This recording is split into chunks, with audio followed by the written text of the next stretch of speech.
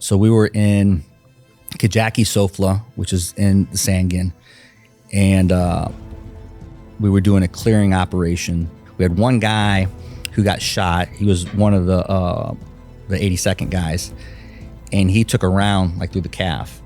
And at nightfall, as they were infilling with the Chinook got shot down maybe a couple hundred meters from our location, like a huge ball, and fiery ball. And I'm like, so that operation there was like a whole different level of, these are, movies I watched, in Black Hawk Down, and I'm like, this has happened right in front of me. This is crazy, because in there you don't think it can happen, even then, and it just happened right in front of us. It's like, this is real.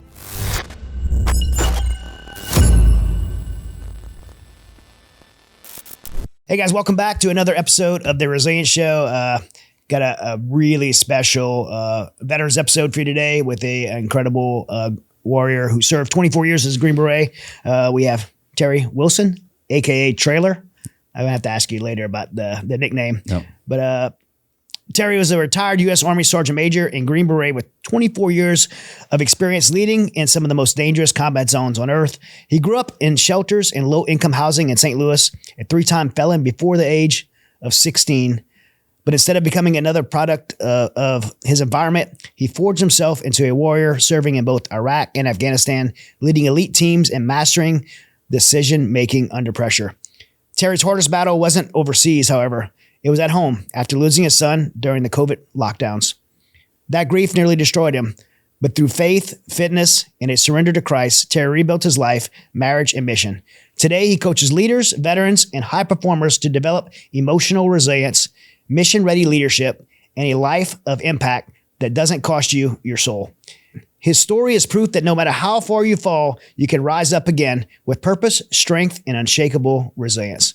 Terry, welcome to the Resilience Show, brother. Thanks, appreciate it. Yeah, it's been cool getting to talk to you this morning so far. A lot of the veterans that come on the show, I know I've known before, and so this is kind of our first time meeting. We had a recommendation through Taylor Kavanaugh. Yeah. Taylor's squared me away quite a few times. Yeah. So solid guy. I really enjoyed him on the show, and what he's doing. He's using his experience to kind of inspire and motivate others, and similar to your path.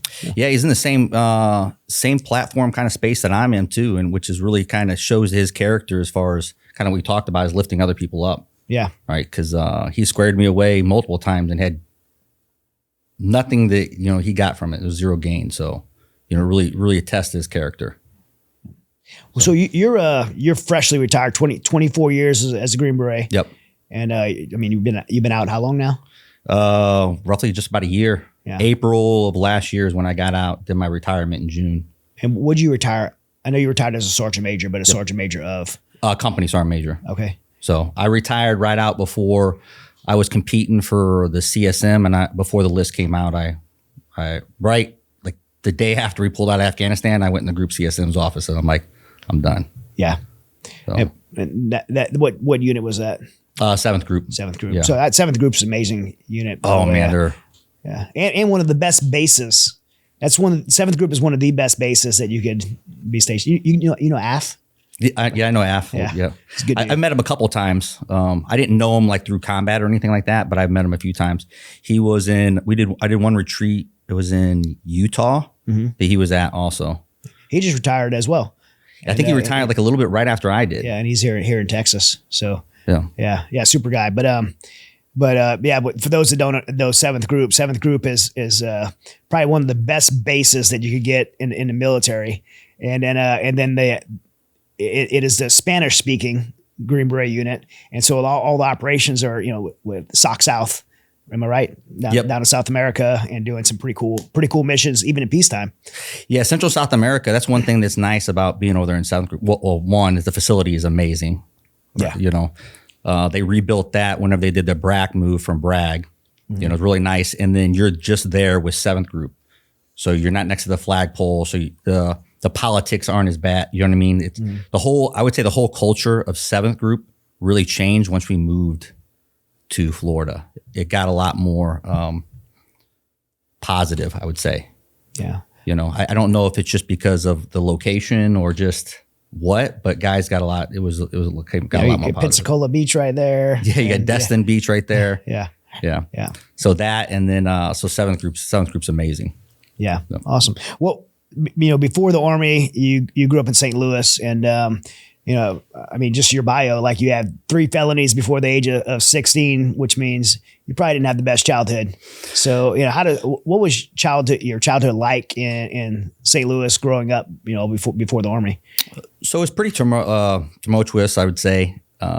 Mother and father, they got married young. You know, I think it was pretty much like a shotgun wedding. My grandfather's like, you know, my mother got pregnant. It's okay, now you need to get married. Yeah. So they moved around quite a little bit. I don't remember being in the same school. Probably if I was living in the same school, maybe a year or two. Like that was a long time. So we moved around quite a little bit.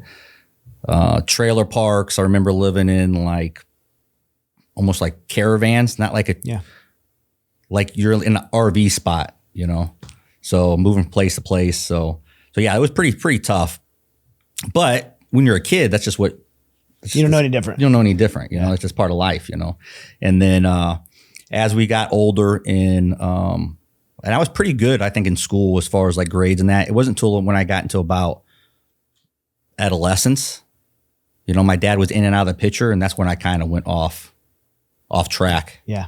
And then started getting in a lot of trouble, hanging around people. Yeah. Hanging around with the wrong people, you know. And then I think that point there, you know, we talked about like what does masculinity look like? And whenever you're looking for that, you're trying to find what that looks like. So for me, I always looked at the bad guys in the movie. You know what I mean? I had nothing to really kind of go off of. So I think that's kind of what, you know, you're looking for. Brotherhood's a powerful thing. It can always be very negative if you go through the wrong people. Sure. You surround yourself with the wrong people and you're like, okay. Yeah, I mean, that's why gangs are, you know, prevalent in inner cities where you have fatherless homes, and they prey on that. They prey on you know, fatherless homes and able to recruit gang members and young kids with the desire to fulfill a father figure, brotherhood. I guess why, you know, fatherlessness in the United States is, I think, one of the biggest problems in our culture. Oh, 100%. Like you have to have a strong father around, because he'll help show you what like masculinity and brotherhood should look like, because we're all trying to look, especially as a man, you're trying to build, conquer, and lead. So you can do it positively in the right way, or you can go towards something negative. Yeah. If you're not careful, if you don't have anybody showing you like, hey, no, that's not good, that's not morally correct, or you shouldn't be doing that, then you become your own moral guide for where you need to go. Right. And that's where you start ending up around the wrong people and that kind of stuff. So, yeah, I mean, it's a topic that I think, in the biggest problems for fatherlessness is in inner city neighborhoods, and predominantly Black communities. I mean, I grew up, obviously you grew up without a father present in your home, and I did too. So we both kind of grew up in that environment, but I think people are scared to talk about where it's prevalent in America because people are worried about being called a racist. But I mean, the statistics show that most of the inner city crime in these areas that are, you know, Black, Hispanic areas, in the statistics show these are fatherless homes. And I think people need to have the courage to speak out and say what they are, especially the Black community or the Hispanic communities need to say it themselves. And, you know, I'll say it in rural America. I mean, I go everywhere I go speak to men's conferences, stuff like that. Is challenging these, you know, people in my community and people I have access to be good fathers and to be present fathers and to be the men that I believe they were created to be and fulfill their responsibility as leaders in their home. Yeah, I mean, it goes to say, like, depending on where you're at and how you're brought up, like, what does success look like? When you start looking at worldly things, that's what success looks like, and not being a good father or not being a good husband, right? Right. Like, that's what success should look like, not, hey, I got a nice car, or I got this. Once you start looking at worldly things and you start listening to some of this stuff here, you fall into this trap that's what success looks like. Well, if you're going towards that, how am I going to be a good father?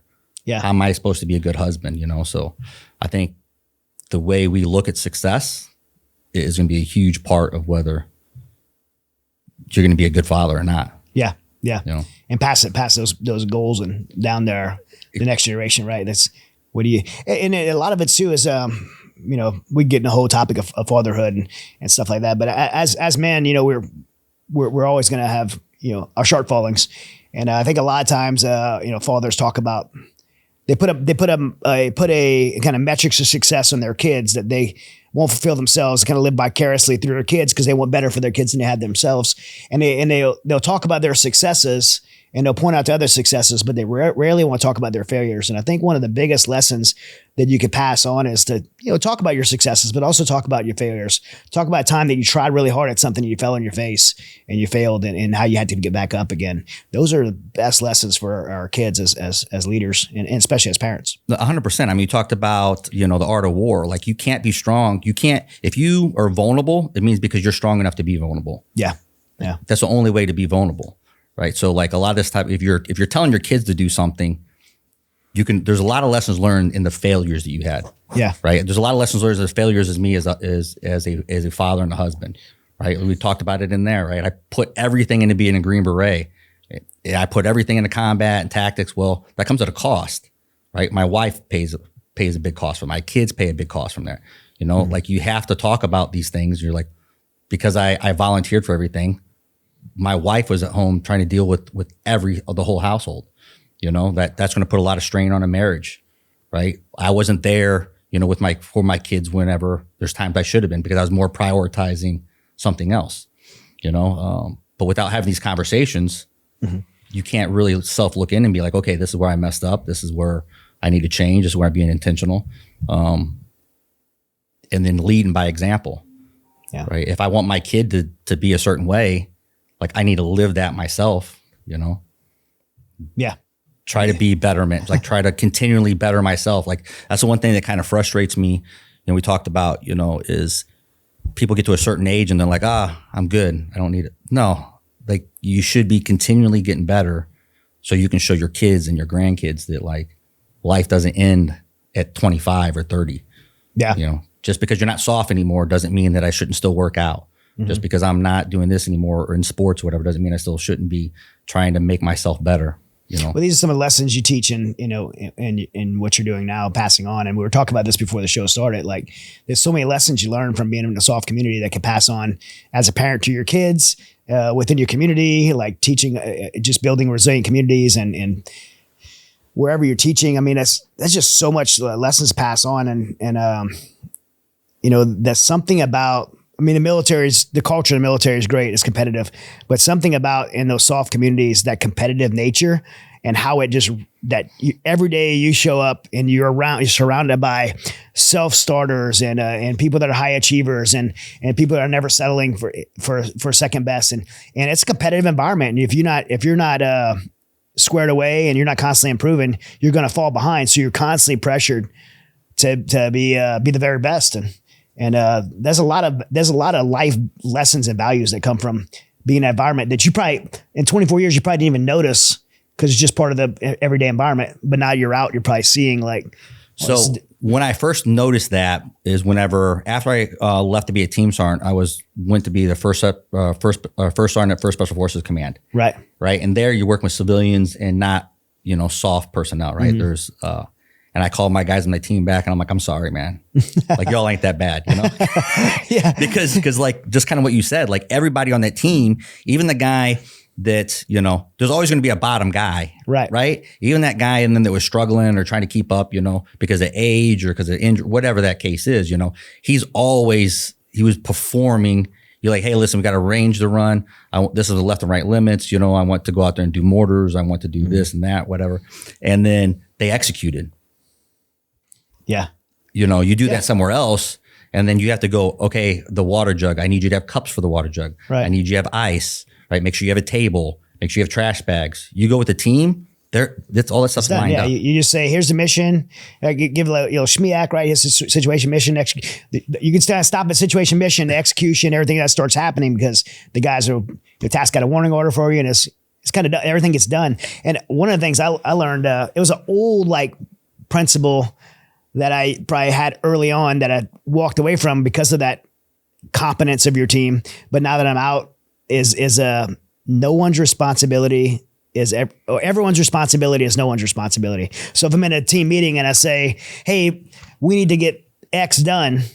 Well, everyone's thinking, okay, somebody else could do it. But somebody has to own it. So if you give everyone the responsibility and no one's going to be responsible, you have to, so that's the thing. Everyone's responsibility is no one's responsible. When I was a first sergeant, that's one thing you had to do as far as you kind of pretty much a project manager. So when you had these events, you had to task out specific. Yeah. You were doing this. You own this. You own this, right? These are your left and right limits. These are everything that you need to have down to the detail.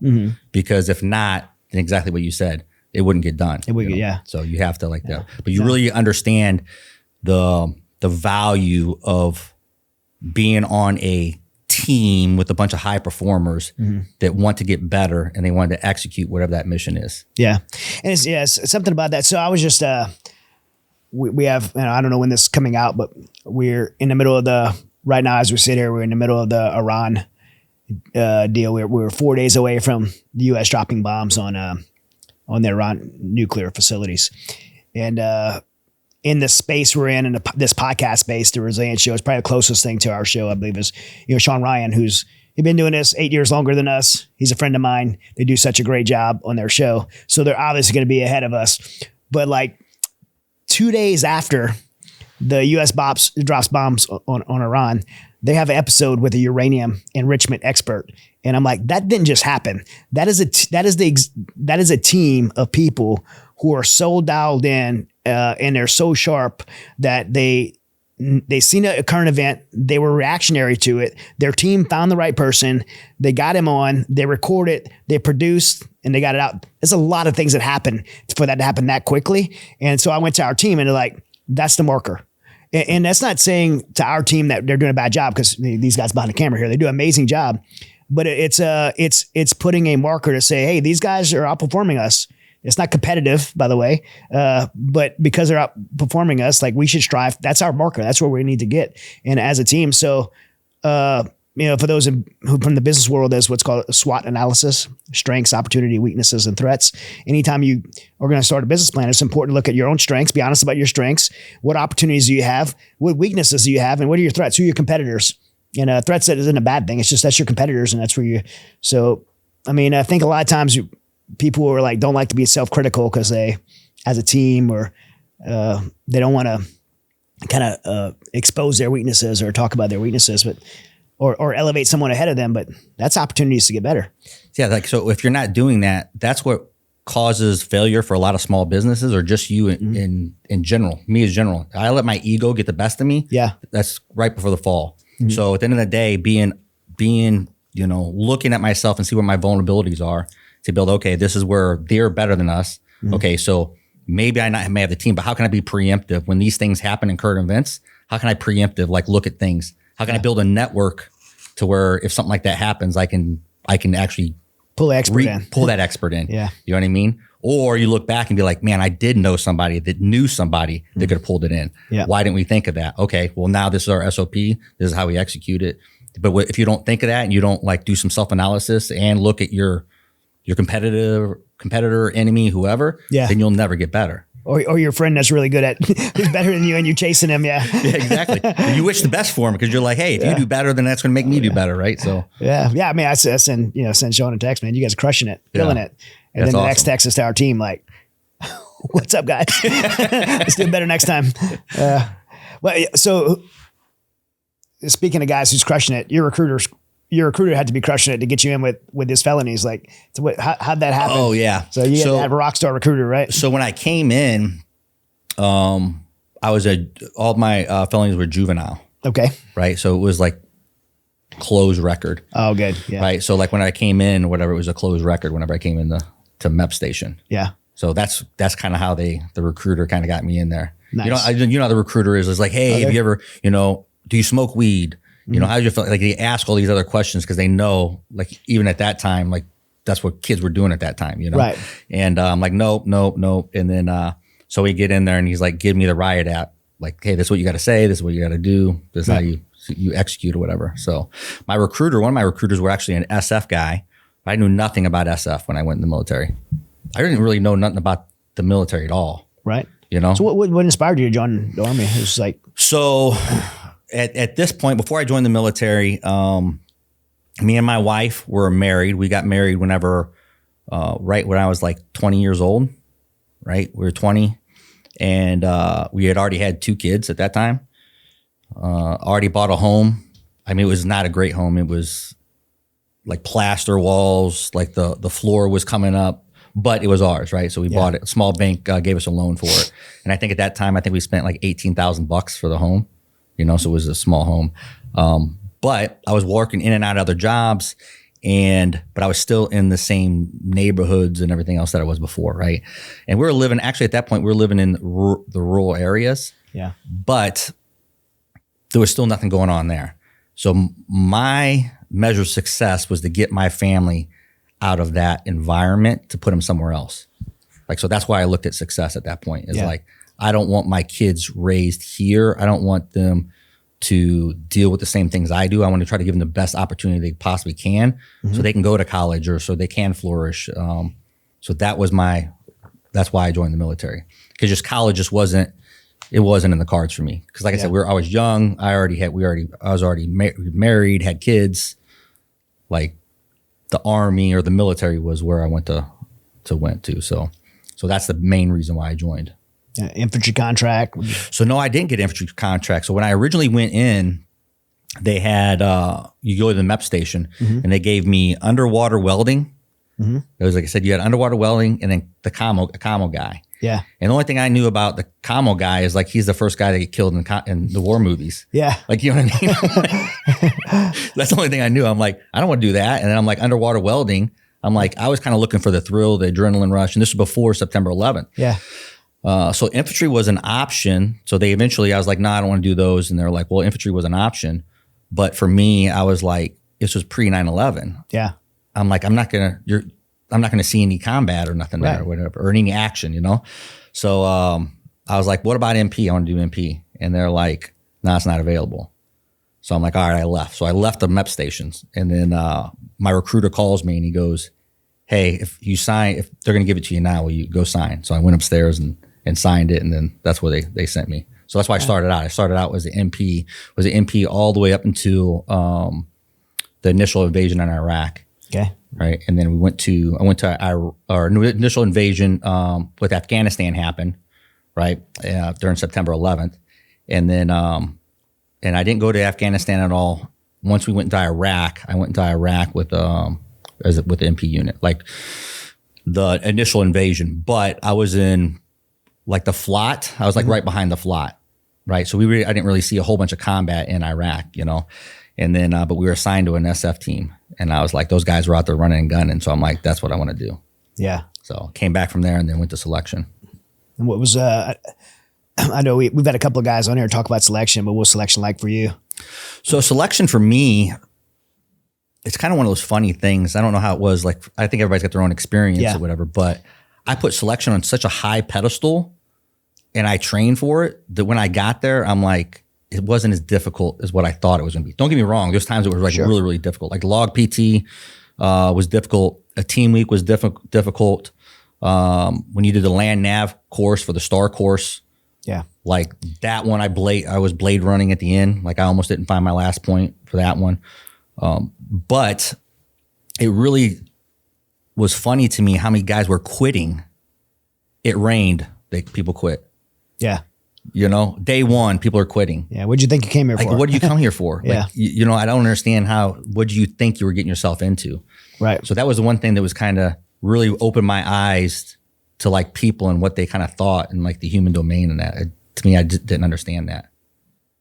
And then there's the guys where you like thought like, oh, that guy's going to make it. And he didn't make it. And that guy is like, oh no, that guy's not going to make it. And he made it. Right. So that opened up my eyes to that whole different thing. Like never judge a book by its cover and soft, you know, because there's guys that you don't think will make it that will make it. They'll prove you wrong because they just don't have a quit in them, you know. And there's guys that walk around and you're like, oh, that guy's like what a soft guy should look like. Right. And he doesn't make it at all.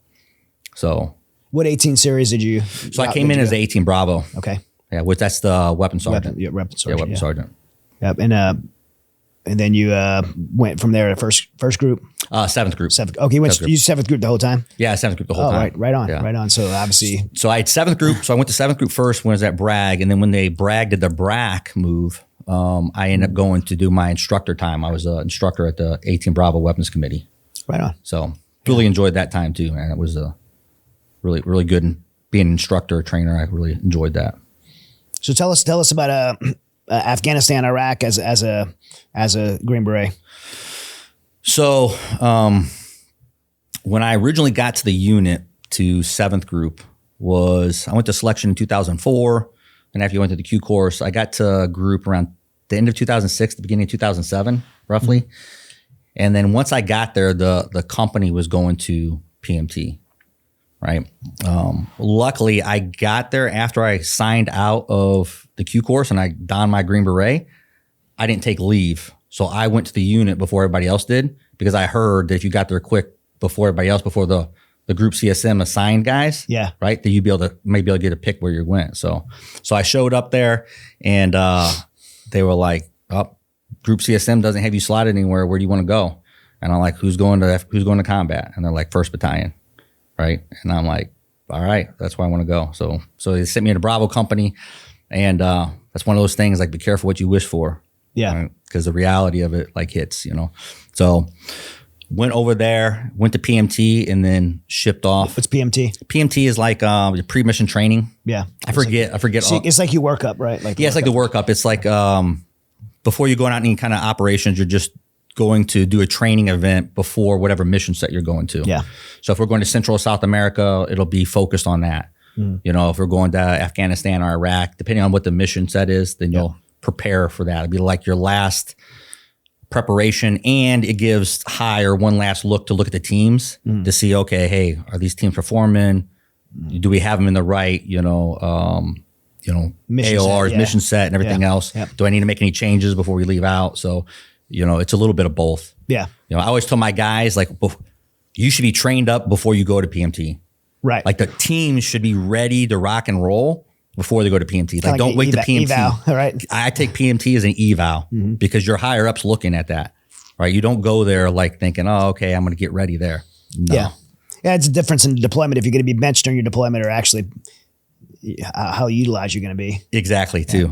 Yeah, I guess depending on where you're at, you may not have that case. But when you're going to combat, like, PMT is not the time to, like, oh, this is what I need to fix. Like, have that before. You go to PMT, like, this is my evaluation. Yeah. Treat it like combat. So we did that, came back, and then straight over to Afghanistan, man. So we originally went to Mahalik, I want to say. We were there, which was kind of funny because the guys on the team, it was really nice. And I'm like, this isn't a deployment, And I was just kind of joshing them a little bit. We were there for maybe a week, and then they sent us to Sangin to Fob Rob. Yeah. And I'm just like, and then from there, we were there maybe, like I said, Mahalik for a week, went to Fob Rob, and then like 10 months there. For those listening, Sangin is, I've never been to Sangin. Tons of friends have been to Sangin, anywhere between 2007, probably 2012, especially. I know for a fact, lots of guys from 3rd Battalion, 5th Marines that were Sangin 2011. Horrible place to be, just intense combat. Yeah, during that trip, our ODA, like, to kind of give an idea, is we went out from Fob Rob and we would do combat operations. We would leave. We'd be gone for 3 to 7 days. And then we'd either do a resupply there or resupply when we get back. And we were troops in contact every day we're out. Yeah. When you left Fob Rob, you were troops in contact every day. What was your guys' mission? Was it like FID or? At that point, it was just react to contact. That was so when we originally went there, we did the ODA, and the guys, they.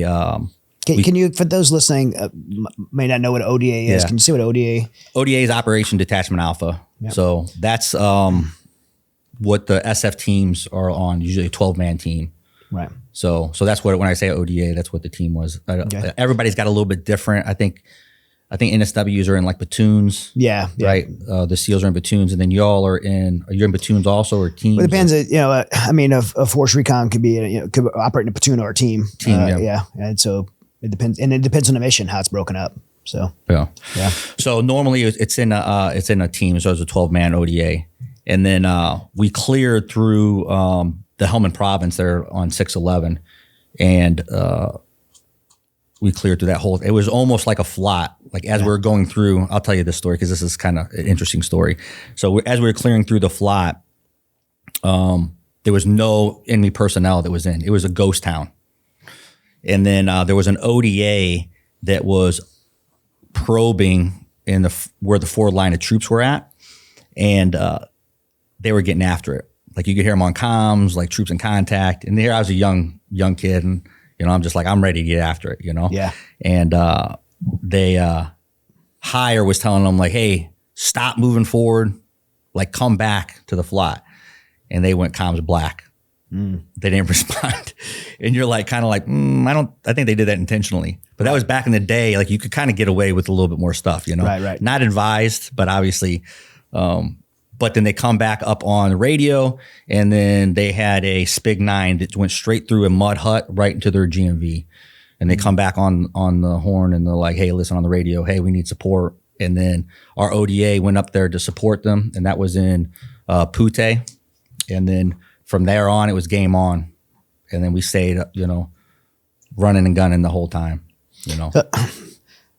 I think, most Americans probably assume wars like everybody goes deployed, like you're going to combat. And there's a big difference between deploying to Afghanistan and being engaged in kinetic combat. Small percentage actually engage in kinetic combat. I'd probably say less than 1% of people actually are in that type of kinetic combat. I mean, is there any operation you could think of that would just give a picture of what that type of combat, like you say every day you guys are battling with Taliban, like what's that look like? So there's a couple things that obviously I really remember, right? You never forget your initial, like your first troops in contact. Yeah. Like the reality of war that kicked in, that was at that when we moved forward. I think we were up there for 3 to 7. I can't remember exactly how many days we were in. It was troops in contact every day. And then what people don't understand in movies, that movie Warfare actually did a pretty good job. Eerily good job because it was so unpolished. Very unpolished. That I was like, this is actually like one guy has his Kevlar on, the other guy's like, there's. So the one thing that really impressed me about the movie was a couple of things. One is they were getting engaged and nobody knew where the enemy was coming from. Mm-hmm. So I did, those whole trips in Sangin, I did back-to-back trips, and it was probably almost 20 months, almost 2 years. I spent almost 2 years in the Helmand province, right? And people that's been there and understand like the length of that. I seen guys running from positions, back and forth positions, a handful of times. So I'm getting engaged every day and don't see any enemy. Like that's what war really looks like, You just hear him popping. And then it takes a lot of time being shot at to realize where that is coming from. Like it just doesn't happen to where you get shot at and then you're like, 800 meters on the rooftop. Like you don't know. So it's known, likely suspected that you're re-engaging. So daily, this is what it looked like. It was engaged by AK-47s, PKMs daily, RPGs, getting engaged with RPGs daily. It got to a point to where we would come up to a compound or whatever, and then we would range find how far the compound was, and then we would pull ourselves back far enough till I knew exactly where the RPG was going to blow up. You know what I mean? The max effective range. That's why it's very important to know your enemy's max effective range, PKMs. While there, another one that was really nasty was the recoilless rifle, being engaged by a recoilless rifle. You can hear, recoilless rifle is it's almost like our Carl G. Mm-hmm. You hear the initial like poo, when they engage it. And at that point, it's just time to get out of the way. Was it like 30 millimeter or something like that probably? Yeah. It's like, it's almost, so it's probably bigger than that because it's about the same millimeters like the AT4. So it's 84 millimeters, 84 millimeters. Like Carl G, I don't remember offhand what it is, but it's probably 80 millimeters. So it's a big recoilless rifle. And depending on which one it is, whether it's a Spig 9 or whichever one they're shooting with you at, it's those MARSOC guys I was telling you about, they get hit right in front of me with a recoilless rifle. It was a Spig 9. And it killed almost 5 guys. Yeah. And it was, so that's kind of how it was like daily. Been shot at by a Dishka, which that's not fun, right? And that's almost like their 50 cal. Mm-hmm. Been bracketed on, but that's like every day going out, troops in contact with the ODA. And then you're dealing with IEDs. So that's the one thing I will say, as far as me personally, you started getting a little bit where being shot at was not that big of a deal. Mm-hmm. But the constant anxiety of like driving and then not knowing when you're going to get blown up. Mm-hmm. You know what I mean? Like, so I've hit 2 IEDs just myself, one in a GMV, one in an RG. So like that's the constant like anxious feeling as you're driving and not knowing. I talked to some Marines who were in Sangin, and they said they were patrolling through, and they're basically blowing holes in walls to patrol through. And they said they would get hit by small arms fire, AK-47s, PKMs, and they felt more comfortable standing still in the open taking fire than stepping outside of the footprints of the man in front of them, because of the IED threat was worse than direct incoming fire. And then what happened would the enemy personnel, they would get in front of you and they'd see where you're at, and then they would, put in the IEDs. And that's where the biggest problem is, getting leg blown off or hitting one in a vehicle, and then now that, they got them in the orchard trees to where they're blowing up, your head high. So that's the worst thing. They're 100% right, because you can't, that anxiety there is worse than being shot at. At least I can control that. But that constant, like not sure when that's going to happen. Yeah. It's not a great feeling. Yeah. Yeah. Not a great feeling. But so that trip, we went back the next trip, and then we had a lot of guys.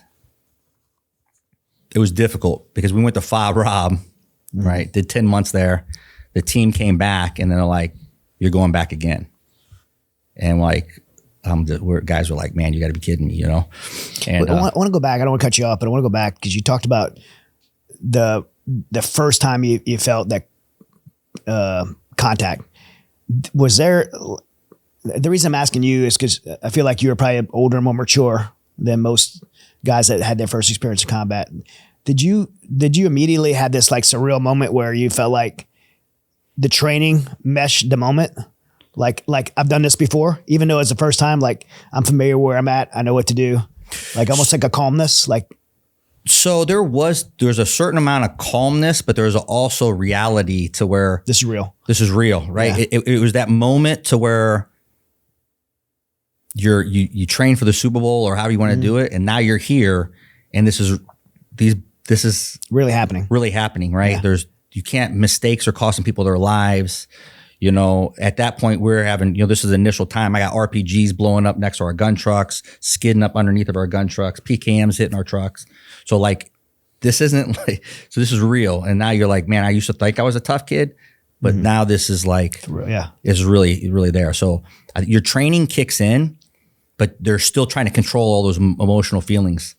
Right? Yeah. It's like one of those things, like the physiological effects are coming, and you have to control that, because you're like, I wanted this. Now I'm here. Now this is real world. Now how are you going to deal with it? For someone that's been, like you said, you've experienced that so many times, from that first moment, those physiological effects, what's the progression of clarity through kinetic combat event, after kinetic combat event? Like, so the progression of like clarity and being able to be more composed in those moments. So it's depending on how much combat you're seeing in whatever time frame it is. I don't think it has more to do with the time frame. It has to do with how much kinetic operations that you're doing. Yeah. By the time I left Sangin, I would say by the time that ODA left Sangin, those guys were combat veterans. Like they born again hard. Like so the clarity, by the time we left that trip, like as soon as we got hit, we were troops in contact, the enemy experienced so much violence of action that it changed the way like they conduct operations. We had 60mm mortars in every gun truck. So as soon as we get hit, we're putting rounds on the enemy. Like the captain was in there calling in CAS, like the JTACs, the team sergeants are on it. Like everybody, it was smooth and clear and concise. It was, the team had their self together. But that takes being shot at and doing wrong things. Yeah. You know what I mean? So you could train. There's only so much training you could do that will never replicate. Yeah. The reality, right? Then you start getting into, you have this clear, composed like thought process in combat, and then you have to be careful, because then it takes the other route. I've survived so much, then you almost kind of get this boldness. Yeah. To where like sometimes I've stepped back and I'd be like, that was stupid. Complacency. Yeah.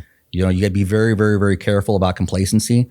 I would say as a senior Bravo, my second trip, I thought I was kind of untouchable at that point. Like I kind of did some things. I'm like, that's not probably too smart, Yeah. Now, once you become in a leadership position, now you got to calm that stuff back, because you're like, hey, listen, like other people's lives. It's one thing to do dumb stuff whenever you're by yourself.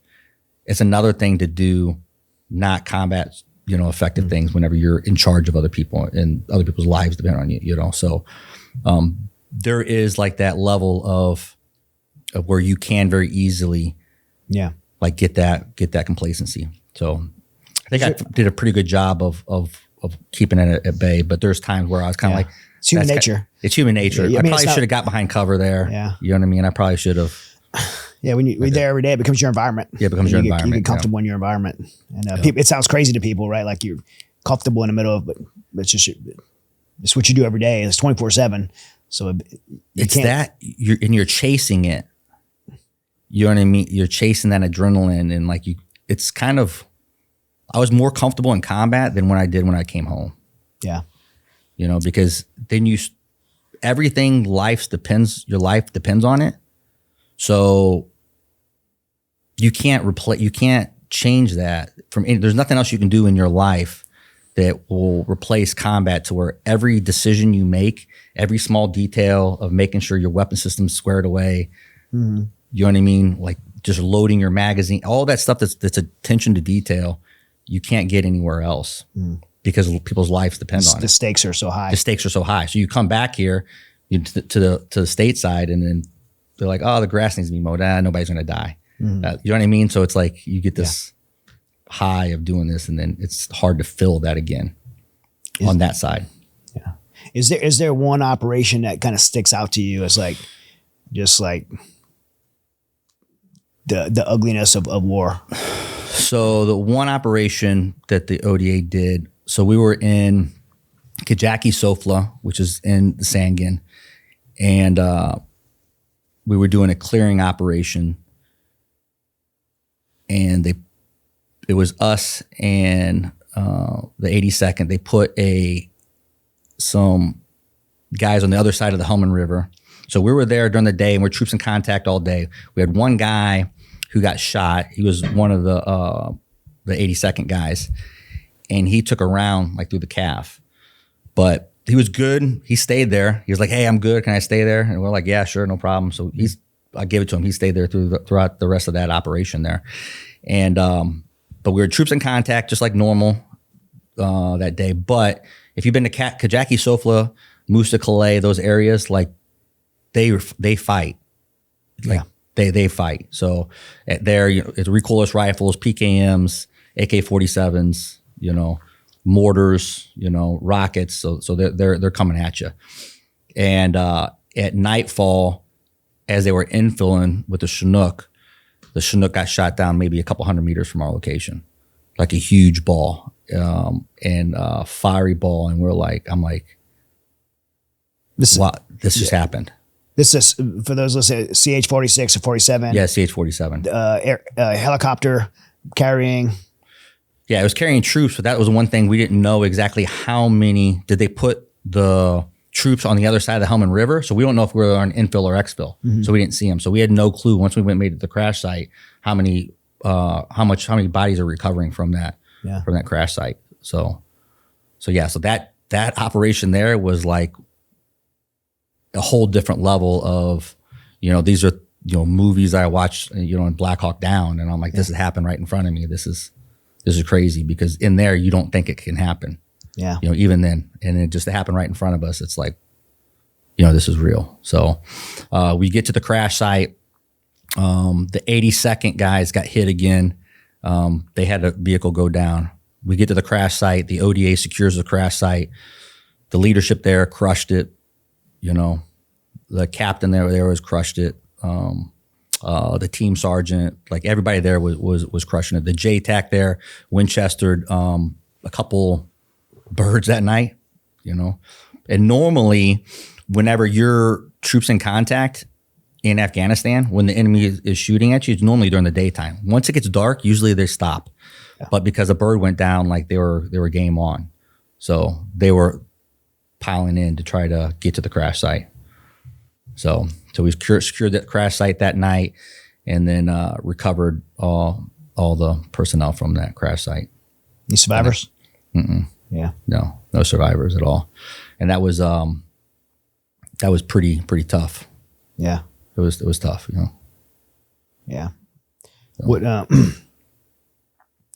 as you transitioned to, you know, from being a 18 Bravo sergeant to a leadership, what was the transition like from kind of being in combat to leading in combat? So luckily for me, I will say I got most guys here that are listening to this that are in soft community don't want to hear this, but luckily I went to become went to SWIC and did my instructor time and got to see a little bit outside the team to where it developed me enough in the leadership to whenever I came back to be a team sergeant, I was more prepared. Yeah. You know, I know guys. Why is that? Why do you say that? Because I think a lot of times guys fight to do that. If you only see one aperture, I think, you know, there's other things you can do outside of in a leadership. Just because was a great in tactics and a good 18 Bravo, if I want to say that or whatever, doesn't mean that I'm going to be a good leader. Right. Yeah. Like you still need I could be the best breaking glass. When I left as an 18 Bravo, I was a breaking glass kind of emergency. Like I was a savage. Yeah. But like you have to transition from that into being, okay, that's not you don't want to use that tool on everything. Yeah. You know? So like, but I think that comes with a little bit of wisdom and comes with a little bit of time and like, okay, now you got to be able to have these other skill sets also. And that was being at a schoolhouse, right? So I think the schoolhouse helped out a lot. And then when I came back from the schoolhouse, I was the senior Bravo there and deployed again. So as soon as I got back as the assistant team sergeant. So I think that and that kind of helped me to dial in those leadership skills as a team sergeant. Then went back and took these guys back to combat again. Where'd you guys go? So originally we went to Herat. As a team sergeant, we went to Herat. And then we got the Kandak mission. Okay. That's where the commandos, like what are they? The commandos, it's like the Afghans tier 1. Right, yeah. Yeah. So we were going out doing operations with them, did a couple of them, did a prison raid, did some cool stuff there with those guys. Yeah. Explain to those listening what a ODA FID mission would be and maybe some experience you had on a... Yeah. So being on ODA, so a lot of my I deployed to all the combat missions. Yeah. I volunteered for all the combat missions, you know, and I say this, you know, it's like one of those things, you love and hate war, you know, and that's kind of where I kind of stood. Okay. I'll tell you my motivation behind it. It's a recruitment side because it is. I get asked so much about which special forces should I join. And I'm like, don't look at like branches of service. Don't look at the titles of it. What do you want to do when you do? And you know, being a Force Recon Marine or being in a recon battalion or being a MARSOC guy or Navy SEAL or Ranger or Green Beret, all those things are very different. Being a PJ is very different. But like one of the coolest mission sets that I think young kids don't know about is the FID mission. It's very unique, very different. I think it's super cool. And I don't think enough people understand what that is. And I think it's really compelling to a lot of kids. So the biggest thing I think for being a Green Beret and the most compelling thing for exactly what you're talking about is you are a force multiplier. Right? That should be your job, is to go to another country, train another foreign country to do whatever the U.S. interest is and to conduct that operation. Right? That's one thing the Green Berets have that is unique to their sphere as of right now. A 12-man ODA could go in and create a militia. So that's the deal. You go into another location and you create your own U.S. militia, or I'm teaching somebody else to do what needs to be done to meet U.S. interests. Like, so that to me is you're not coming into an area with just 12 guys. You can come into an area and with 1,000 people. So you're taking 12 people and you're turning them into teaching, defense, tactics, you know what I mean? And that's where arming, equipping, training, you know, solving, you know, the human domain issues in between political and cultural areas within that area. So to me, we have done that operation, but what ends up happening even in Afghanistan, there was a big portion of that, but when it was time to put boots on the ground, they're like, just get after it, right? So you got to do the backside training portion of it, but then when you got into the combat roles, you're trying to push these towards the end of the operations. They try to push the Afghans to kind of do a lot of this stuff, you know? Right. But at the end of the day, you're the 12 guys there. and things got to happen. So a lot of times you leaned on yourself to do a lot of that stuff. Yeah. You know, so, but yeah, that's the biggest thing. And MARSOC started filling that role too. So MARSOC started doing that as well. So I think they really picked up. Has it picked up quite a little bit for those guys, or? Well, I don't know currently. I mean, I know they do a lot of FID stuff in Africa and different places around the world, but in Afghanistan they were doing a lot of FID missions, and you guys are the kind of plank owners of that field. But it was something that I think MARSOC probably mimicked. As development, MARSOC probably mimicked more of Army SF than anything else. It's probably the two closest. Obviously, you guys have been doing it since before Vietnam, but it's probably the two closest. So a lot of the guys that were, I know a lot of guys that were SF that went up there when MARSOC was kind of building up. They went over there to try to help stand up their pipeline. Yeah. So there's probably a lot of comparisons there. Yeah. I know there was comparisons to where they were trying to, MARSOC at one point wasn't at MOS, so they would leave and come back, and I knew guys were like, they're doing all this training and they had to leave to go away, right? Because they wasn't at officially MOS, which I think they've solved that now. Oh yeah, they solved that. They solved that pretty early on. I mean, the way the history of MARSOC was, the Marine Corps never wanted to participate in either SOCOM or JSOC. The Marine Corps just like everybody in the every Marine Special, we're not participating. And so the Marine Corps had Recon Battalion and a Force Recon company, but it belonged to the Marine Corps. And so SOCOM demanded participation. They started what's called Det 1. So they took all the kind of pipe hitter Force Recon guys and built Det 1, Detachment 1 of the Marine Corps to SOCOM, and as a proof of concept. And they went out to combat, crushed it. And so now, when you kind of become your victim of your own success. So now that they tell the Marine Corps, like, you have to participate. The Marine Corps did not want to give up Recon, so they stood up something separate, which was MARSOC, Marine Special Operations Command, and kept the Recon. So Marine Corps kept their own special operations capability with Recon and offered SOCOM MARSOC. So that's kind of how it separated. It became two separate things with very different mission sets, by the way. I think it was really good for the Marine Corps to have that participation. Marine Corps still doesn't participate in JSOC. They still I think they have it's been on and off, but maybe right now it's back to where they have 25 slots a year where Marines go to JSOC it's kind of like a Hunger Games offering. Oh yeah. Like we're going to send guys out to go, augment at, Dev Group, CAG or TFO, but they don't have a JSOC component.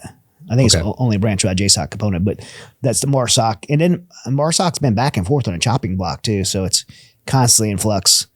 But I think it's great. It was great for the Marine Corps. It was great for SOCOM, especially during the heavy parts of the War on Terror. Yeah, yeah, of course. Yeah, I mean, definitely augmented the demand on ODAs. Oh yeah, for sure. Yeah, there was a lot of during that time. Everybody was able to get after it there for a while. There was a lot of work to be done. Yeah, a lot of work. Well, especially you get two different theaters. Not only did you have especially when President Trump was in office, you didn't just have Iraq and Afghanistan, but you had Africa and Syria and places like that. So these all over the world. People don't realize how the soft units that are all over the world doing, especially what you guys do. Yeah, and soft, so that's what a lot of people don't see. Even when there's not a conflict, guys are all over the place. Yeah. Behind closed door, doing their mission set.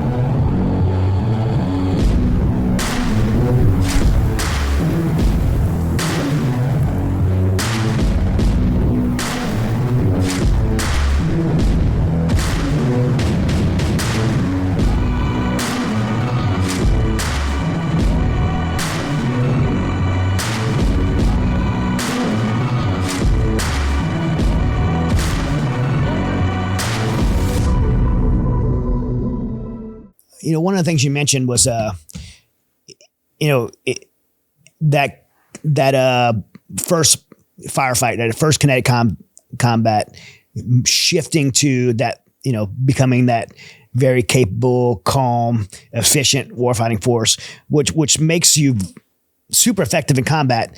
But I believe, that's my personal evaluation, by the way, the reason that is because the physiological effects in your body start dialing in to be more responsive, to be able to, that auto exclusion actually becomes a good thing. The way you respond, the way your heart rate, it kind of adapts to combat. All these things that adapt to making you more efficient in combat. The more you're in kinetic combat, the more your body dials in, and a lot of those factors that might lead you to complacency or emotional numbness and things that are turning off, which makes you really, really good in Afghanistan. But now you come home and you have those things are still turned off. They don't just turn back on. So now empathy's gone, compassion's gone, your tolerance is gone, like all these things. And these are signs of physiological dysfunctions, and also could be attributed to PTSD. And so what was your experience on that side, being super efficient in combat, but coming home and having to be a husband and father? Yeah, nailed it right on the head. I don't know if there's a better explanation on that, because that's exactly what happens. You turn it on, and then you're good in combat because you let all those other things go. Yeah. Right. So you compartmentalize because you have to. Mm-hmm. Right. You learn how to deal with something right now, no matter how bad the trauma is. You don't have time to think about it. Mm-hmm. Then even when you get back to the barracks or back to your room, you ain't got time to think about it because you still got planning for another mission. So it's never so that compartmentalize. You open up your aperture to where you're not focused on one event. So if you're being shot at, now you open it up to like, okay, well, I see that, you know what I mean? Now you're dialing people in and moving people. So you open up your aperture. So a lot of those things that you do really good in combat, you come home and you're like, I don't understand why people are like rude, mm-hmm. right? I don't understand what the big problem is whenever somebody, it's very important for your wife or maybe your kids, and you're like, it's not that big of a deal to me. Yeah. Right? You learn to be very stoic and very cold, mm-hmm. because that's what you need to do to get past that. Your empathy level goes down because nobody's dying. Mm-hmm. So I don't understand why you're so concerned about this. Mm-hmm. Your ability to deal with what you feel is BS goes down. You're not afraid to call people out because you're like, so what some of those things are good, but when you're not doing it when you're doing it from a place of where you're dealing with all that trauma, you're not effective at it. So so that plays a huge role in how you operate within as a husband, as a father. I think the biggest thing for me personally was getting cold. Yeah. The coldness that I felt like that I had that, Well, when you're seeing, innocent people killed, and one of the things that I think really brought a coldness over me was the innocent, like children, the death of children and stuff like that. I think a callousness kind of came over me, and I remember me and my Larry, he's a Dev Group guy. We were in Pakistan driving, and we saw this kid dying, and we were just like, and this person was asking help for this kid, and we just kind of like blew it off. And like about 20 minutes later down the road, he's like brought up what had happened, and we were less like, and he was like, when did we become so cold? And he just asked me. It was like, he was like curious. He's like, when did we become so cold? Like that didn't even affect us. Like if we're back home and some kids, like 10-year-old kids dying, and somebody's asking for help, and we're just like, like that's just not who we are, right? If we'd be home, but over there in that environment, you just become, because you have to. And I mean, you could lose a buddy or one of your soldiers, and then that night you have to go out and operate. So you have to move on. And that's callous. That's pretty callous, but it's cool, but you have to. And how do you turn that off? And now you're home. You're using it as a defense mechanism, right? Because other people depend on you. Right. Right. I can't have these emotions and do, what should be almost human natured whenever you tell some of these stories, right? If we went up there and told some stories, like the general public would not understand it, right? Yeah. Because you're like, I don't get it. But if you don't do that, and you don't have that hardness, that callousness at times, other people, you don't want to be soft and take that split second to where you get killed because I'm trying to be nice, or I'm trying to, you know what I mean? Yeah. It sounds terrible, Or I'm living on what happened 8 hours ago. Like 8 hours ago, still right? shaking up for it. Yeah, you can't shake it up. So I won't say who it is, but we had one guy. This was in the company, and he had a picture of his family on the GMV. And we're What is like, what? I'm sorry. He had a picture of his family on the GMV. This is we're doing one of the Sangin trips. GMV. Like one of the gun trucks. Okay. Right. So one of the Army vehicles that we drive in. Right. So, and we're in Sangin, in Afghanistan. And I'm like, that's a terrible idea. And he started, as we're doing combat operations, he's like thinking about his wife and his kids. And he couldn't perform. He ended up just got to a point to where he didn't want to leave the fire base, and he was in a leadership position, right? So because when you're out there every day, and any day your life can be taken, I'm sorry, like you cannot have those moments where I'm thinking about my wife and kids because I'm not going to think about you. This is compartmentalization, It's a compartmentalization. Yeah, I did not keep pictures of my wife and kids anywhere around me when I was doing combat operations. And it sounds callous and it sounds cold, but if I don't put you before my family, then we're not coming back, right? You have to put the guys on your team before anybody else, because if you don't, then you can't think properly. Then you're never gonna be back for their family. You're not gonna be back for your family anyways, you know? So you have to stay sharp and that. As there's that, and then there's the intolerance you have. Like I remember like one time, like we were just going out to like do whatever, and my kids were like putting on their shoes and they were taking forever. And I was like, I lost my mind. I get so mad because my kids were taking long to put on their shoes, and and then I had someone point out to me like, that's not incoming. Like, you're not at a fire base and you're having to like there's time, like, and everything seems so urgent when it's not even urgent, right? Because you're used to being in an environment where everything counts and people have to move and there's no time for screwing off, but just your tolerance just goes away. Your tolerance goes away, and then you're used to dealing with guys that are high performers. So that was one thing I had a really hard time dealing with. Same thing there. Like, you're like, okay, hey, these are the house rules. Yeah. You only have to say the team rules one time, and everybody knows what the team rules is. Yeah. Right. So you go to your house and you're like, hey, these are the house rules. You rinse off the dishes, put them on the other side, and you go out there like, I don't understand why I got to tell you this more than once. Yeah. Because you're like, but not everybody in your family, because they got other things going on, you know. But like exactly what you're talking about. Like, it's so relatable because the frustration, the patience is not there. It's tough. It's tough trying to transition from that kind of environment and then going back home. And that's why it's tough on families. And I mean, I don't know what the statistics are, but guys I know in SOF, majority of them have married multiple times. Right. There's a reason for it. Yeah. Because it's difficult to live with us, especially after those things. Their ability to tolerate that that behavior from us. Yeah. So I mean, for me, it was a very long transition before I got hold of that.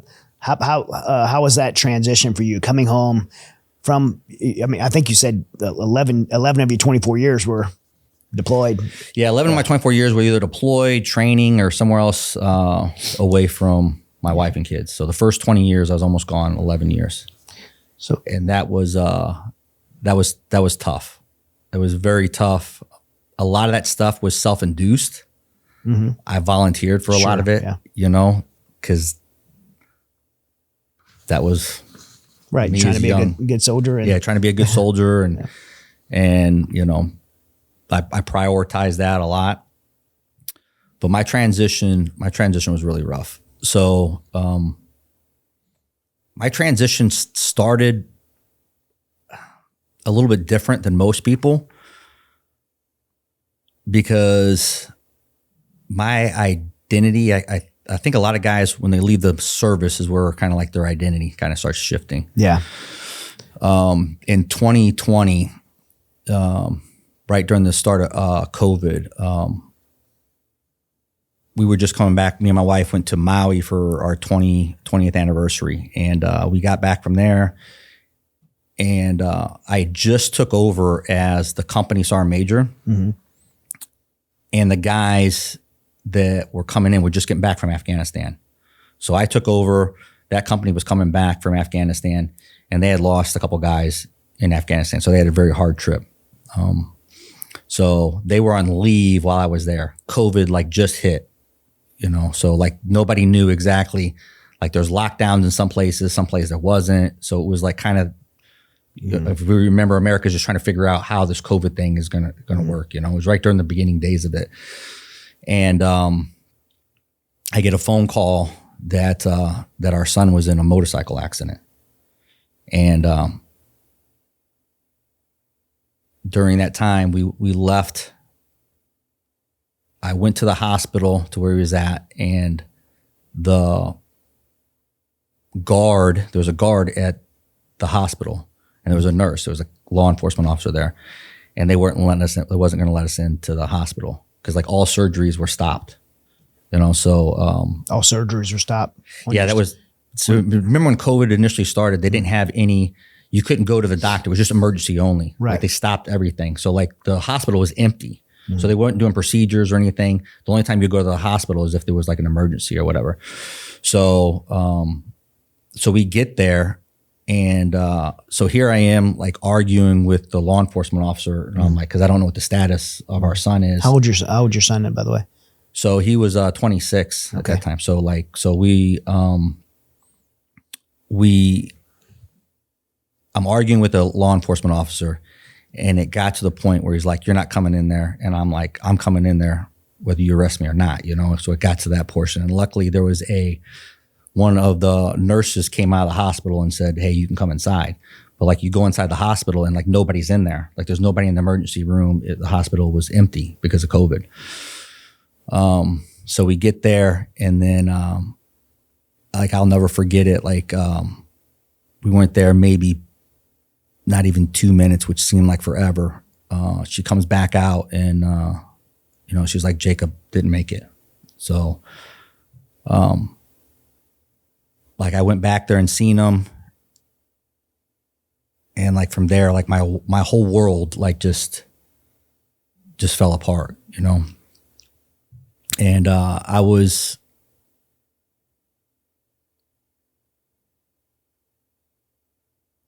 my wife was like, hey, she wanted to have a funeral, and we were having a hard time finding a place that would allow them to have a funeral because of COVID. So we went from multiple different funeral homes, and finally I found a funeral home where I'm like, hey, listen, we want to have a funeral. Like I'll have every team guy in here, whatever you need, precautions, like we'll make it work, you know? And so they finally let us have the funeral there. And while we did the funeral, and then like obviously you have nothing planned. So it was just me and my wife, like doing all this stuff, you know, and everybody's trying to help. But that process was like so tough. Yeah. Okay, man. And we didn't take like any really time off. Like that's the one thing is like when you deal with trauma, I think when certain things happen, you don't know how to deal with it. I had like no idea how to grieve. Like it took me almost 4 years before I'd even be able to have this conversation and tell this story at all. So we went back to work about a week after, like right after the funeral, because we're like, we had other kids, and we're like, what do we do? You know? How many kids did you have? Or we have 4. You have 4. Yeah. And the ages? So Caden is 21. So the oldest, I get Jacob, Courtney, she was 26 now. And then Caden is 21, and then Lucy's getting ready to turn 15. So you were having to parent the grieving siblings, as well. Well, I got to ask this. I mean, I'm kind of hesitant to ask, but it just stirs me, and so I apologize if it's inappropriate. But do you think Jacob would have survived if the hospital would have had emergency staff there? No, so the emergency staff was there once he arrived there. Okay. So once he got there, there was emergency staff that was already there. So, but they only had just for like emergencies and that. Because I'm so like bothered by the COVID, the impact that COVID had on our healthcare system and the ability to actually save people in situations like this, and so that's what I said. It stirs me to ask, like, would it have been different? No, I don't know that it would have been any different. I really didn't even really kind of think like of that at that point. From his injuries, I tried to like. I don't know. I didn't look for.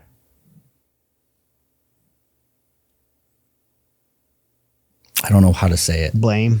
Yeah, I didn't look for blame. I was trying not to look for blame. Yeah, that's good. Yeah, that's probably wise. I mean, I'm not sitting in the same position you are. Yeah. So, but because I know where I can go if I start going down that way. Yeah.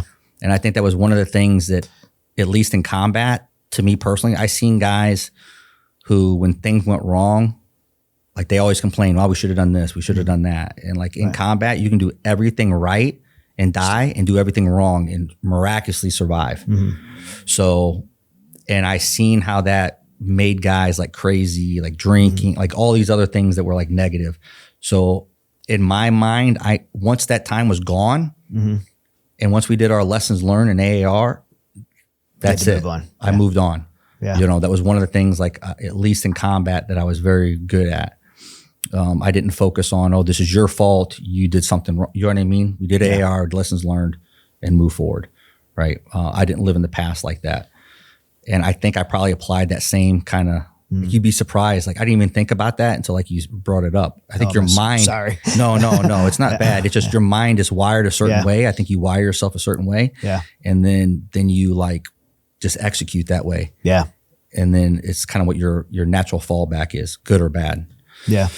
So, how about your wife? Like, I mean, oh man, kind of leading, right now you're the leader in your family, to leading your wife through the loss of a child. A lot of marriages, I'm sure you know the statistics. A lot of marriages don't survive a loss of a child. I would say me and my wife, we've been married 25 years. She came from a very broken childhood herself, right? So we had a lot of barriers to get throughout pretty much our whole marriage, and so it put a lot of strain on our marriage. Yeah. And how we got through it, sometimes it just, I don't know how we did, but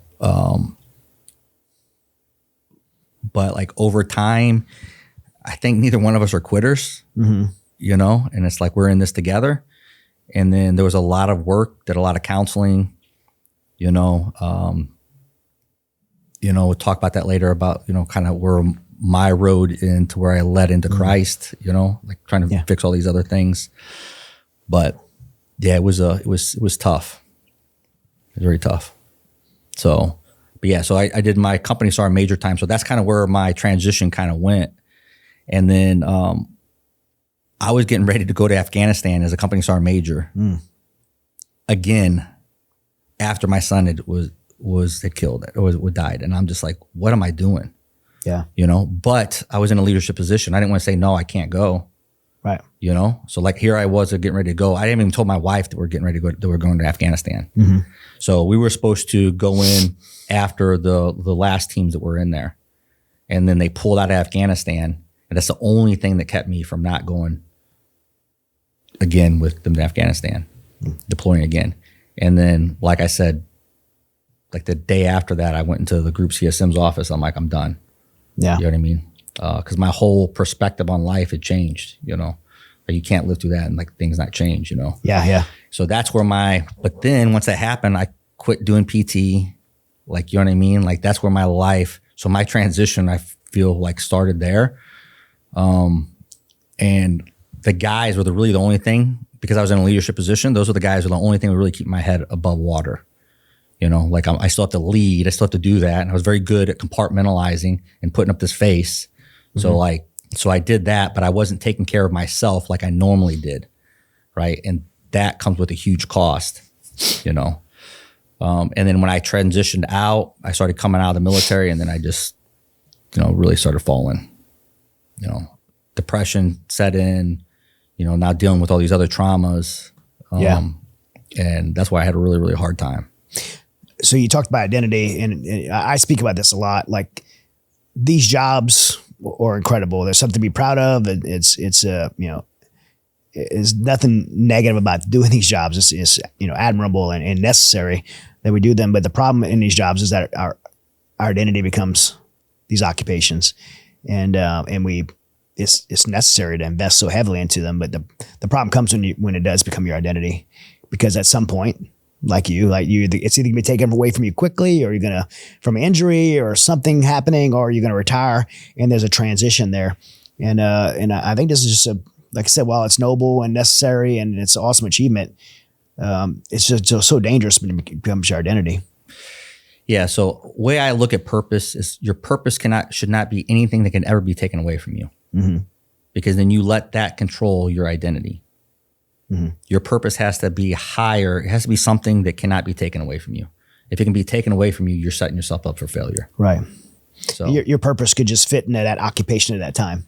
Yeah. So to me, I look at purpose like this. So when I was a Green Beret, if I would have been smart, I would have said, my goal is to be a good Green Beret, but it's not my purpose in life. Right. So if I am a Christian and my purpose is to follow Jesus Christ, then that's my purpose. Being a Green Beret is my goal. Be a good husband is my goal. To be a good father is goals. So there's nothing wrong with that. But as soon as I identify myself with something that can be taken away from me, and that's my only sole purpose in life, eventually your kids are going to move out. Something tragic can happen, right? Like, you know, the reality is one of you and your spouse are going to pass away first, most likely. Then that you know what I mean? Everything, this job, this identity that you put in, is that your purpose, it will be taken from you. Right. Yeah. Because your identity can tie into something, even not just Green Beret, but as a husband, as a father, like those, it's very, very, where do you set your identity? Again, if it can be taken away from you, being a husband can be taken away from you. Being a father can be taken away from you. Yeah. Those things. But when you have a purpose, like for me, I think you and I share this, my purpose is to, you know, is to be a Christ follower, to share the gospel, to live as a servant to whatever God's burdened in my heart for at that time. Like those things can be worked into, that purpose can be worked into whatever I'm doing at the time and whatever I'm doing in that season. Yep. And it can never be taken from you. It can never be taken from me. Yep. So, you know, it's taken from you whenever your last breath is here. And even then it's not taken from you. So, but like, that's where it is. I think you have to have a higher calling for a purpose that can never be taken from you. And that's how you set yourself up. Doesn't mean you're gonna have hard times whenever those things that you cherish go away. But was there a rock bottom in your transition out that led you to that revelation?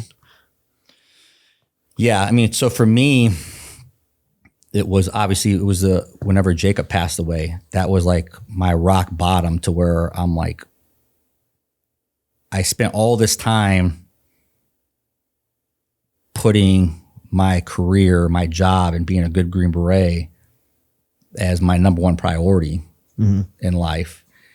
And I missed out so much as being intentional, you know, with my kids and, you know, and you don't have to do them both. It shouldn't have to be one or the other. That's not an either or. It's not an either or. Yeah. You know what I mean? Like, we need men out there fighting for our country. We need men out there that are willing to do the things that need to be done.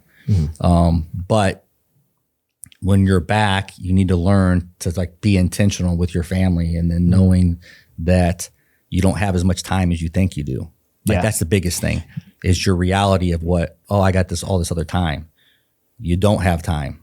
So that, I'm suspecting it changed the way you are a father to your other 3 kids now. Oh yeah. Like, now I'm way more intentional, and I make sure I put stuff on the calendar, even with friends, you know. I'm like, hey, what you got going on? Let's go grab coffee on Tuesday. How's 11 o'clock? Not like, hey, let's link up sometime, because sometime never comes. Yeah, I do that.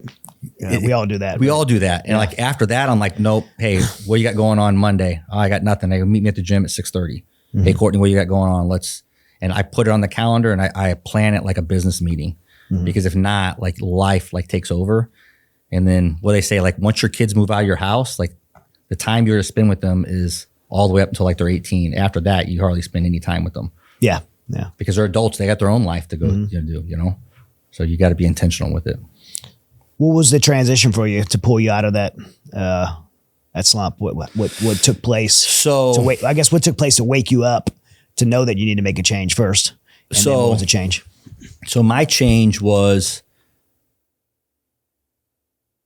initially my why was my why was my family, because I was like, everything was falling apart. Like I'm coming out of the military, and like one of those things, like as being a man, you're the leader of your household, but when you and your wife are both hurting, like how do you fix that, right? Because she's hurting, I'm hurting, the kids are, you know what I mean? So it's like, I'm like, I got to fix myself. Like I got to get through this. So I started getting myself back in the gym, started counseling. And I told my wife, I'm like, hey, we need to go start going to marriage counseling. Right. So we started doing all the therapy, like I went to the STAR program. I'm going to all these programs to try to like, you know, I go back to what I knew as a Green Beret. This is how I deal with this, right? So I going back to the gym, started eating healthy. You know, I was probably about 50, 60 pounds bigger than what I am now. Worst shape I've ever been in my life, because I just wasn't there, you know? And then, so I started knocking all this stuff out, and I'm like physically fine. But I still have that, you know, that kind of what you're talking about, that desensitized, you know, kind of feeling, you know.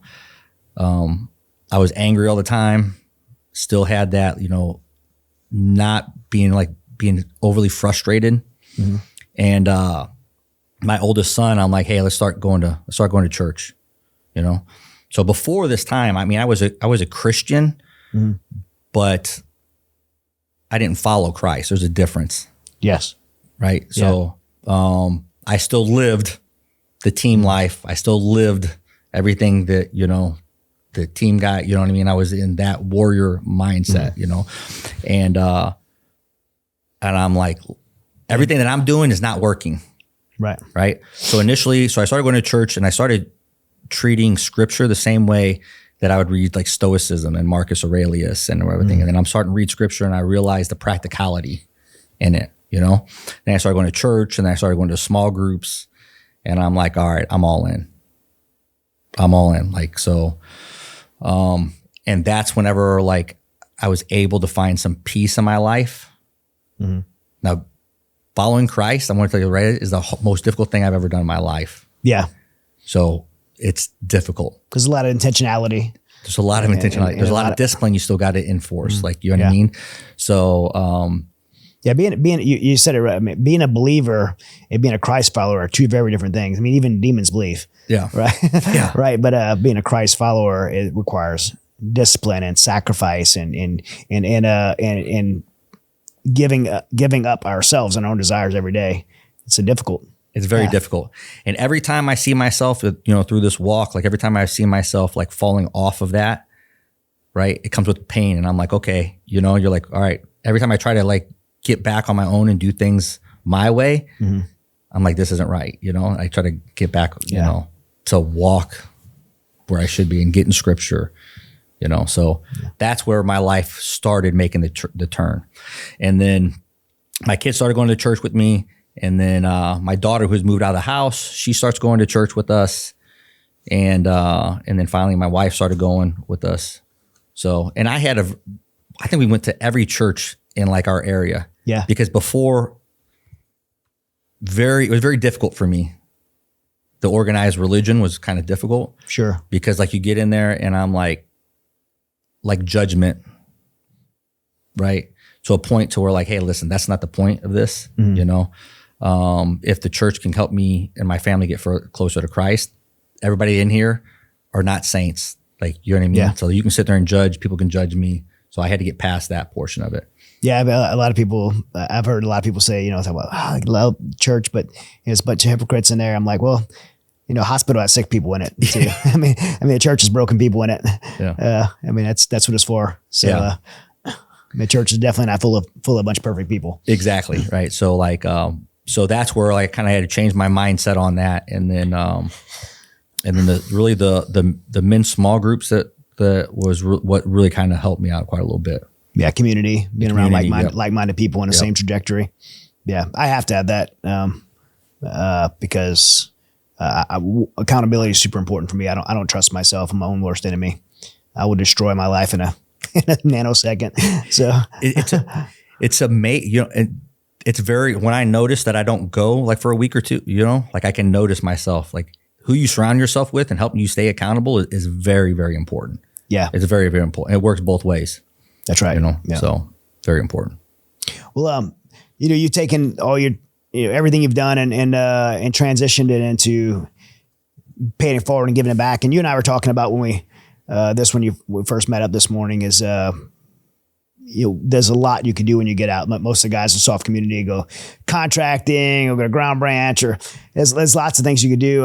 One of the areas I think we could do is take all the experience and skills, whether it's, tactical experience or just life experience and just character traits. And we could pay it forward in the communities that we came from and go back and pay it forward. And that's one of the things that you've chosen to do with it. And I think that's, very admirable.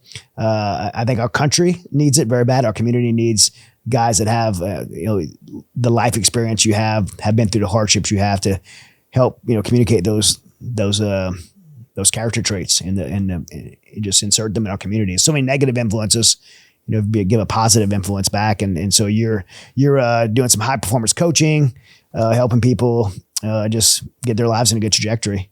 So tell us about that. Yeah. So that was one thing coming into this space that we were talking about. There's a lot of negativity. Yeah. And it's truthfully getting in here, it's a scary space to get into. Yeah. Especially coming from like our background, our community. We'll get a most critical community. Most critical community. I get it. Yeah. I get it because I was that guy. Right. So it's like, unless you're that guy, it's hard to understand, And so I 100% get it. But it's the price of admission if you want to help people out. Got to pass the litmus test. It's the price of admission. And then the reality of it is, like in leadership positions, as soon as you open your mouth, you're going to upset somebody, right? If I got 50 guys and only 10 of them can go to combat, I got 40 guys that are going to be upset with me. It's just the way the world works, And once you kind of understand that, I think it's kind of where your heart posture is what's the reason you're doing it for and why are you doing it? And the negativity that you have, if you don't come out here and give some positivity, and you can't fight negativity with a bunch of negativity, right? So if you got things out here that you don't like, well, come out here and be the light for it and put something out positive so that people can like, okay, hey, listen, like look up to, or you can reach at least hopefully, a few people. So, but yeah, so like when I got into this space, that was the biggest thing I was kind of concerned with. So right now I do coaching, consulting, and I'm pretty much really a team sergeant or a sergeant major for civilians. I would probably, guys that are. Your company's called Tactical Edge, right? Yeah, Tactical Edge. Yeah, coaching, consulting. So yeah. What type of, I guess, just give an example, what type of work you do, who your client base might be? So a client base right now is usually high performing men, guys that are like, my key focus really truthfully is guys that are trying to reach the highest levels and they misalign what success looks like.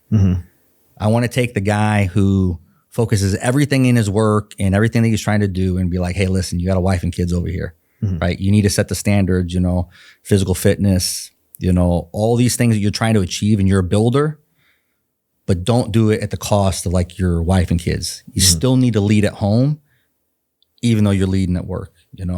I think for a lot of us, that's the hardest thing. The hardest leadership position I ever had in my life was a husband and a father, because nobody gives you a playbook on that. It's the foundation, right? It's the foundation of everything else you're going to do. Yeah. It's home base. It's home base. Yeah. So like if you're getting frustrated and aggravated with your wife and your kids, but now you can hold your cool at work, well, come on, man, your priority is probably not in the right place. Yeah. So like, how do you change that mindset, and still give these guys the focus that they need, but still do what you need, what you're trying to do. So that's where I really try to hit those guys there. And then the guys that are just coming out of the military and the soft community, they have a really hard understanding what their purpose is. What's your kind of modality for doing that? You're doing conferences, speaking, you're doing one-on-ones, you have like a online platform, like what do you? So I'm just kind of getting into this. So like I'm really, really new. So, so everything's pretty much on the socials right now is what I've kind of gone. But like for that, I do one-on-ones and then I do group calls and then just started getting into the speaking space also. So yeah, I can tell you there's a high demand in speaking. I've done more and more corporate events and there's just demand for companies looking for guys like you with your experience to come in and help them understand problem solving, networking, team building, how to just come together on a common mission. And there's so many things that you probably take for granted that you do every day as a team guy, and that are skills that convert over. Because look, only 0.5% of the United States. If you guys don't know that, 0.5% of the United States serves in the military. Of that 0.5%, a very, very small portion. 10% serve for special operations, and an even smaller portion go to combat and have the experiences you have. So there's such like unique perspective that you could give on to bring in the workplace. I've been doing this talk called Battlefield of Boardrooms, and talking about the importance of networking and leadership and just building good relationships, and the importance of just building good relationships and how those pay dividends through treating people fairly. And it's such a small thing that you can't be successful. You can't make it to be a company sergeant major unless you treated people well along the way. You had to treat people fairly. And I mean, some bad people squeak through the cracks, right? But for the most part, you have to have been a pretty good leader to make it to there. And again, we take it for granted for sometimes, but man, that's a very valuable insight you can bring to the corporate world. So I'm glad you're doing it. I'm thankful you're doing it. And it's I can tell you that there's a demand out there for you. By, with, and through, like the human domain. I think people in the corporate world, they forget about that. The human domain, building relationships, networking, culture of their organization. Yes. Right. The culture of their organization. They talk about strategy, but culture, I think, is just as important. You can't get culture unless you understand people and you're empathetic and then you can understand where people are coming from. Creating win-win scenarios is so important. And in the business world, it seems like everyone's competitive, and like you get a business deal and you're like, yeah, I really got over on that guy. It seems like a success, but it's not a long-term success. Like win-win relationships and I mean, they go long-term. So yeah, win-win. So then who wants to work with somebody where every time I go to work with you, it's like pulling teeth and or feel like I'm going to get screwed over. There's going to be a point where I don't want to work with that guy anymore. Yeah. Right. So that win-win situations are ridiculously important.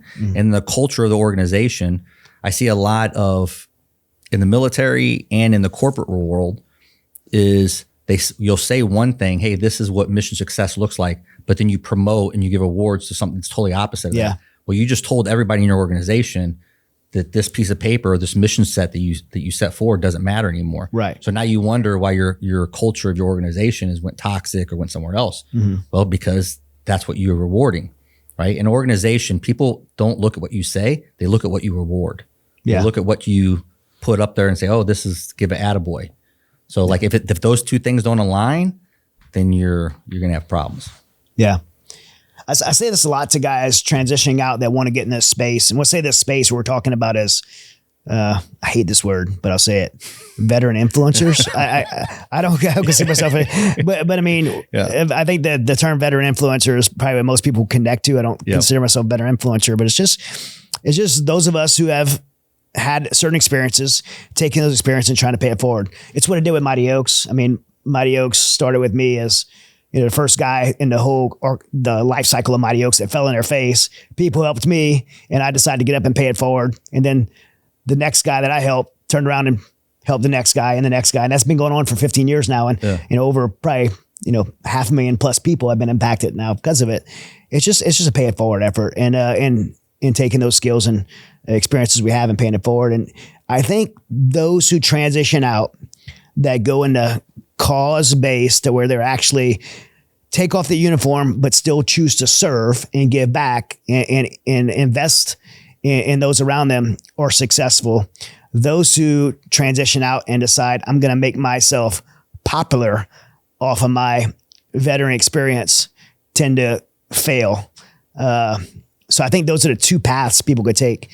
And it's just, people will support you and rally behind you if you have a cause driving you and you focus on a cause. And so I think, you know, for those veterans out there looking at this space, if I could give any kind of advice, and I would love you to speak into this, you know, if you seek fame and popularity, it's going to come with so much negativity. You're probably not going to be successful if you are. Who would want that success anyway? In my opinion, I could care less about. But if you focus on cause driven, you'll build a platform, you'll make an impact, and you'll have something.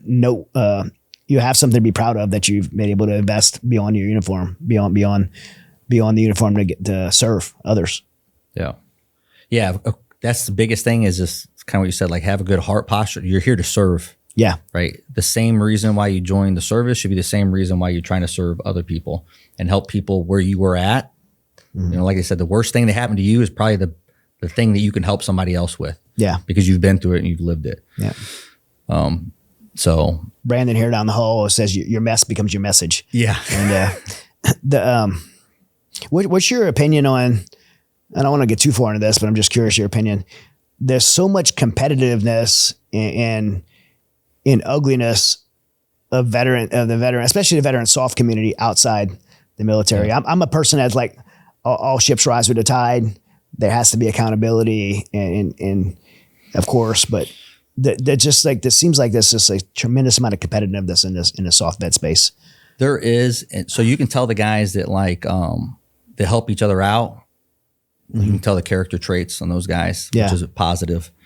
But because of all those things that made us good in combat and made us competitive, right? Like I've been that bitter guy, right? So I've seen that like firsthand, like to where you're like, screw this guy. You know what I mean? You're kind of, your mindset has to shift to where, like not being, if you focus on negative, like that's what you're going to get back. Yeah. Right. So the veteran space to where we're always criticizing each other and everything else, it doesn't do anything for the rest. Now it's kind of what you said, the accountability, right? As soon as I come on any stage and I start talking publicly, right? Of course. It allows myself to be criticized and I'm okay with that. You fought in this country to allow people to be freedom to say things that they want to, and you got to be okay with that. Right. Right. You're going to have guys that are going to be upset about what you may or may not be saying. So like you can't be upset also because somebody critical. If I say something that's not factual and I'm not being real about it, and I have one of my teammates say, Terry, that didn't happen. Right. And right. You got to be like, you put yourself out there. You put yourself out there. Right. Yeah. So, but the same thing as what we talked about combat operations, right? It's one of those things that's hard to talk about because there's a lot of nothing I did, all these stories that I just said, the guys that were with me did the exact same thing that I did. I did nothing more than most of the people that served during those time frames at that time. Yeah. Right. Part of the reason why I, decided to start telling some of those stories is understanding how much trauma and how much stuff that comes with that, but yeah, there's just enough space here to where guys can do the right thing. Yeah. And not criticize each other, I agree. And help, when you can help lift each other up. Yeah. Right. Yep. We got to lock arms and cause the causes that we're part of, at least the cause I'm part of, is bigger than me. I can't solve the veteran suicide crisis by myself. Yeah. And Mighty Oaks can't either. As amazing of an organization as it is, we can't solve it by ourselves. And so we don't have a monopoly on it. We want to collaborate and partner and lock arms with people and tackle this together. Yeah. And that's the thing about it is I think, especially coming from this community, you want to dig far enough in my character, you're going to find flaws. Oh yeah. You're going to find some flaws. Yeah. You know what I mean? But do I have to be that guy for the rest of my life? Yeah. At what point do I get to learn from those mistakes and move forward? Yeah. Or do I have to continue pay for it for the rest of my life? Right. Yeah. Yeah. That's such a good point. Yeah. If you want to read about most of my flaws, they're in my books. put them out there myself. Yeah. So this show is called The Resilient Show. We talk about the pillars of resiliency: mind, body, spirit, and social. I love to ask our guests, any final thoughts from your experience in your life on offering a lesson on resiliency to those listening. So to me, I think resiliency is a step above discipline, right? Discipline is something that I do for myself at times. I don't personally believe that you can be resilient unless you have a bigger why. You have to have a bigger purpose, because resilience is whenever like your life knocks you down and the worst thing that you think can happen to you happens and you still decide to get up and move forward. Like that's how you become resilient and be resilient. Because I can tell you right now, after our son passed away. Oh, go ahead. Yeah, after our son passed away, like no amount of discipline in the world could save me. Right. If it wasn't for at that time my wife and my kids, I wouldn't be sitting here and I would be telling a whole different story. Nobody'd be telling my story. So that was a why. Your why was your wife and your kids. My wife staying strong from them. My why at that point was my wife and my kids, because like I didn't want to do all this hard work, all this work that we did together, and let it fall because I couldn't get, whether it was my fault or not, I still had to get my shit together. Like you still have to lead your family. So having a why, identifying the why makes you resilient. Couldn't agree more. That ties to what you said earlier, having purpose. Yep. Purpose gives you your why. Yeah. And my purpose later on became my following Jesus Christ. But initially my why was my wife and my kids. Yeah. As a quote, I quote all the time, Mark Twain said the two most important days in a person's life is the day that they're born and the day they find out why. When you find out that why, like why you're here, what your purpose is, it lights a fire underneath you. And I believe that gives you a tremendous amount of resilience for whatever you're going to face in life. Yeah. Well, man, awesome to meet you. And thanks Taylor for recommending you to come on. Oh yeah. We have some amazing sponsors on the show. Smith & Wesson, Vortex Optics, Gators Eyewear, BioPro Supplements, Ally Wealth Management. We just some incredible sponsors. And one of the things that we do is everybody gets some gifts from our sponsors. And we asked you what you wanted for a firearm, and you said the Volunteer, Smith & Wesson Volunteer, which is what I brought in. So this is mine. Being an 18 Bravo, don't expect it because I probably have some carbon in here. No, we checked it earlier. We're good. But that's mine. I got the Vortex AMG on it, the holographic with a 3x and a Gym-Tech suppressor. We'll get you hooked up with Smith & Wesson and Vortex, awesome. Some Gators eyewear, and I don't know if you heard of BioPro yet. Have you heard of it? I haven't heard of them yet. So they're awesome. They are a all natural supplement for human growth hormone. It comes from it kind of comes off a kind of Eastern medicine, old Eastern medicine packaged in kind of Western style, but they basically take deer antler velvet and it's helps you produce your own growth hormone. It's pretty incredible. I did this day and nighttime formula, and the nighttime formula took me from 4 hours of sleep, which I was struggling to get sleep, to about 8-9 hours a night. And so it's a big part of my physical recovery. And also BioAccelerator is a not connected, but BioAccelerator is a stem cell company down in Colombia. Those two things for me have been just phenomenal to help me get back on track, be healthy. So yeah. So awesome. We'll get you some of that, get you some copies of the books, get the Mighty Oak swag bag, and wanted to shoot today, but we didn't coordinate it. Yeah. My fault. We didn't coordinate it, but I will take you out for some good food if you're up for it. Perfect. Sounds good. Let's do it. All right, brother. It was great to have you on, man. You too, man. Good. Yeah. Good. For those who have not done so yet, like, comment, subscribe, share. If you are not part of our Patreon family, please join our Patreon family. It's the number one way that you could support the show by either joining at $5 a month to $100 a month. There's tons of different levels, and you support the show. Not only do you support the show, but you're going to get some phenomenal behind the scenes content when we actually do go to the range and shoot. We got some content there, and we have tons of educational stuff. Also on our Patreon, you get the chance to submit a question to myself and Richie McGinnis that we're going to be picking questions from to ask at the White House briefing. The Resilient Show now has a White House press pass, and we have Richie McGinnis weekly in the White House briefing room, and I'll be there in 2 weeks at the White House briefing room. So submit your questions on Patreon as a member and check out all the bonus content. So join today if you have not yet done so. God bless you all and stay resilient.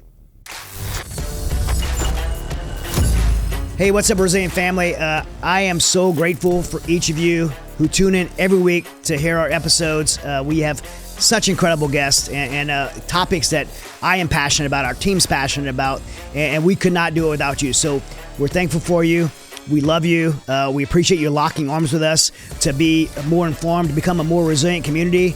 And I want to invite you to become a tighter part of that community by joining us on Patreon. If you go to our show notes below, you can click the link and get dialed into our Patreon and get extra content weekly. You can join for $15 a month and get behind the scenes footage, get closer access to me. I have monthly Zooms that I'll be doing with some members of the community. And so we'd love to get more involved. Again, go below in the show notes and click the link and join today.